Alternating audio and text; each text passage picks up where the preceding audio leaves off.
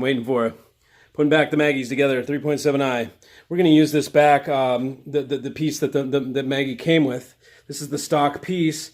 We figured instead of just redoing the whole thing, you know, making our own baffle, that was one option.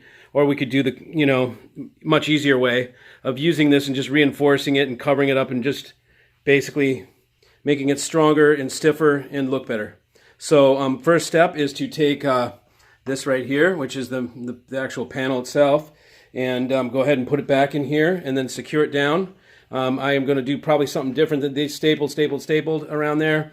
I don't have, I could use a brad nailer, but I don't know. I'll determine how I'm going to put it in there. But one thing that I wouldn't want to do is put any sort of like you could put double-sided tape or something in here, but that would decouple it from the frame, and I think we want this rigidly coupled because we don't want all the vibration to stay in that panel. We want it to be able to come out of it and drain away if there's excess. So that's the first thing we'll do, and I'll take you step by step through this. Okay, so now that we've got it laid in here, we've got it laid back into where it's in, and you can see like what we want to do is we want to fasten it. So what they do is they hit it with the stapler like this, punk, punk, punk, punk, punk, all the way down. We remove like 10,000 staples, you know, or whatever it is, hundreds of staples, anyways.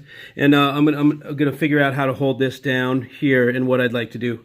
So that's it. That's step 2, is get the panel back in there, and we'll move along.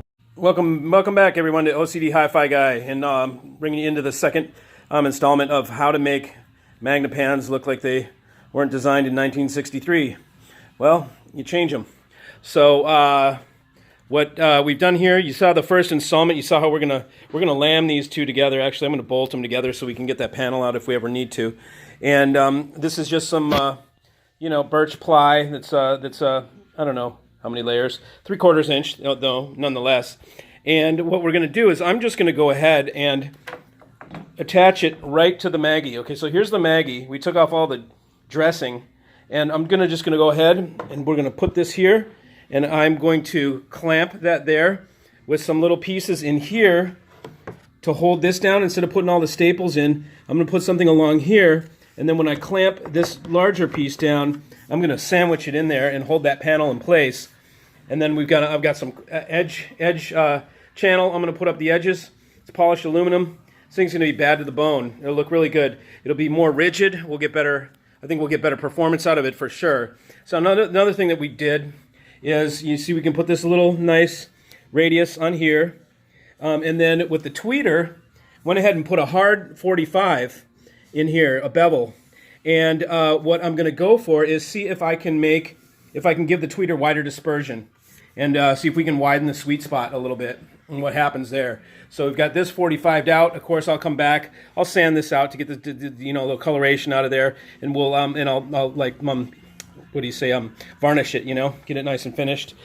So that is where I'm at now.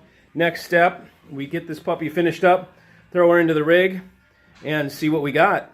So hope you're all enjoying it, and talk to you later.